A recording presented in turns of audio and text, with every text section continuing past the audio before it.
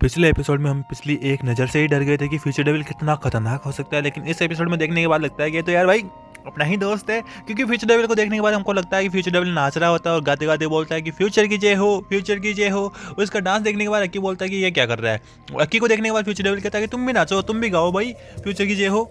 तब अक्की कहता है मैं नाचने गाने नहीं आया, मेरे को तुम्हारे साथ कॉन्ट्रैक्ट करना है। इसकी बात सुनने के बाद हमारा फ्यूचर डेविल कहता है क्या यार तुम बड़े बोरिंग आदमी हो, बड़े एटीट्यूड तुम्हें, चलो तुमको बताया होगा नियम कानून क्या है, तुमको कॉन्ट्रैक्ट साइन करना पड़ेगा। उससे पहले तुमको अपना सर मेरे पेट में डालना पड़ेगा ताकि मैं तुम्हारा भविष्य देख सकूँ कि तुम्हारा भविष्य कैसा है। उसके बाद मक्की उसके पेट में सर डाल के बाहर निकालता है तो हमारा फ्यूचर डेविल हंसने लगता है, कहता है कि यार मेरे को तुम्हारा कॉन्ट्रैक्ट मौजूद है, मेरे को तुम्हारी साइड की आंख में रहना पड़ेगा और तुम सोच रहे हो कि बस तुमको तुम्हारे से मेरे को इतना ही चाहिए। और मेरे को तुमसे क्या ही मांगू तुमसे यार, तुम्हारी जिंदगी वैसे भी झंड हुई पड़ी है, तुम्हारी जिंदगी ऐसी खतरनाक होने वाली, तुम्हारी जल्दी मौत होने वाली है और तुम जानना चाहते हो तुम्हारी मौत कैसे होगी, तो मैं तुमको बता सकता हूँ तुम्हारी मौत कितनी भयानक होने वाली है। तो मक्की कहता है ना ना ना मेरे को नहीं जानना। कि मना कर देता है कि मेरे को अपनी मौत के बारे में नहीं जानना, मैं ऑटोमेटिक पता लगा लूँगा। फिर अगले सीन में हम देखते हैं कि पावर और डेंजी दोनों अभी भी किसी भी से फाइट कर रहे हैं, दोनों बुरी तरीके से पिटाई हो रही है। इनकी पिटाई होने के बाद किसी भी कहता है कि आज से तुम्हारी पिटाई कम होने वाली है, हम दोनों वीकली लड़ेंगे, 7 दिन में एक बार लड़ेंगे। और ये वाली बात सुनने के बाद डेंजी और पावर दोनों आपस में चीयर कर रहे होते हैं अपनी अलग ही सिचुएशन के अंदर।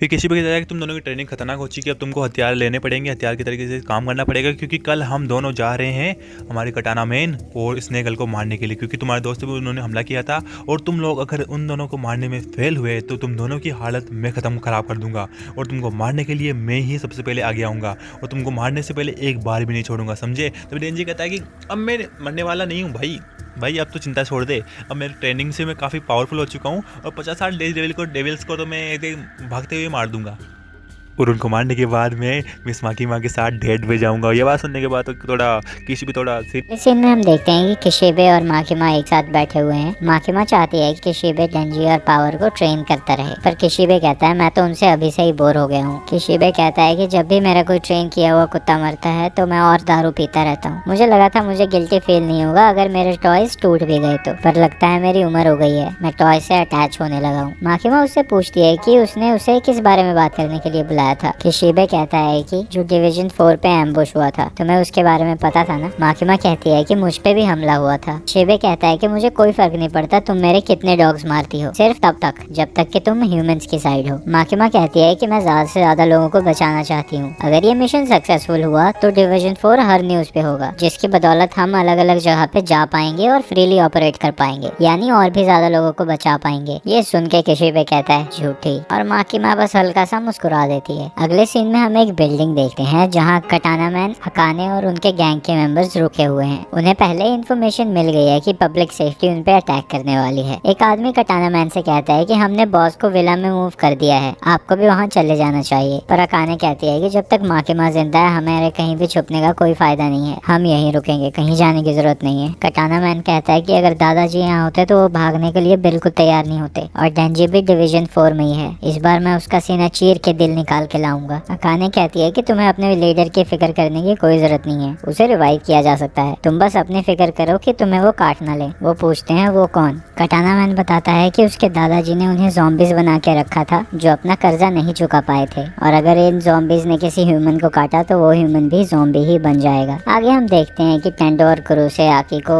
हेडक्वार्टर्स लेके जा रहे होते हैं। कुरोसे आकी से पूछता है कि मैंने सुना कि तुम गन डेविल के पीछे हो, तुम्हें सच में लगता है कि तुम गन डेविल को मार सकते हो? तुम उससे हार गए जिसने तुम्हारे डिवीजन के 20 लोगों को मारा है, और गन डेविल ने तो एक झटके में ही लाखों लोगों को मार दिया था। हमारी जिंदगियां भी गन डेविल की वजह से खराब हुई हैं, इसलिए हमने पब्लिक सेफ्टी ज्वाइन की, पर हम तो गन डेविल को मारने के बारे में सोचते भी नहीं है। तुम इतने कमजोर हो फिर भी गन डेविल को मारने के बारे में सोचते हो, मुझे तो ये बहुत बेहुदा लगता है। आके कहता है कि मुझे घंटा फर्क नहीं पड़ता तुम क्या सोचते हो, तुम बस पीछे खड़े रह के देखते रहना, और जब मेरी मौत हो जाए तो मेरी लाश पे हंसने आ जाना। आगे आके कहता है कि मुझे पता है मैं हारा हुआ हूँ, पर अगर मैंने ये नहीं किया तो मैं जिंदा भी नहीं रह पाऊंगा। अब सभी हेडक्वार्टर्स पहुंच जाते हैं। आगे कार से बाहर निकलने के बाद उन्हें अब थैंक्स बोलता है और आगे बढ़ने लगता है, पर कुरोसे उसे पीछे से आवाज देता है और उसकी तरफ एक कोक फेंकता है और कहता है कि तुम अनोइंग हो पर मैं तुम्हारे साथ हूँ, और एक और एडवाइस है मेरी, डिवीजन 4 में सभी के सभी सरफिरे हैं तो संभल के रहना। अगले सीन में हम देखते हैं कि जिस विला में याकुजा बॉस ठहरा हुआ था वहाँ माकिमा पहुंची हुई है। बॉस कहता है कि कुछ नए नए छोकरों ने टोक्यो में गोलियां चलाई हैं, उसमें मेरा कोई हाथ नहीं था, और अकाने की फोटो सामने रखते हुए कहता है कि सब कैद धरा इसका है, यही लड़की मेरे आदमी को ट्रिक कर रही है ताकि वो गन डेविल के साथ कॉन्ट्रैक्ट कर ले। माकिमा कॉन्ट्रैक्ट के टर्म्स पूछती है। वो बताता है कि 20,000 येन्स देने पे उन्हें गन्स और एमो दोनों मिल जाती है और कहता है कि डेविल्स को भी पैसों की जरूरत पड़ती है, शायद वो ह्यूमन से उतने अलग नहीं है। माकिमा उसे कहती है कि जितने भी मेंबर्स ने इस गन डेविल के साथ कॉन्ट्रैक्ट किया है उसका नाम लिख के दे वो। इसके लिए वो तैयार हो जाता है और कहता है कि हाँ उन्हें जेल में डालो, थोड़ी बहुत अक्ल आएगी उन्हें। लेकिन फिर माकिमा कहती है कि सिर्फ तुम्हारे सिंडिकेट के नहीं और भी गैंग्स के जितनों का भी कॉन्ट्रैक्ट है गन डेविल के साथ,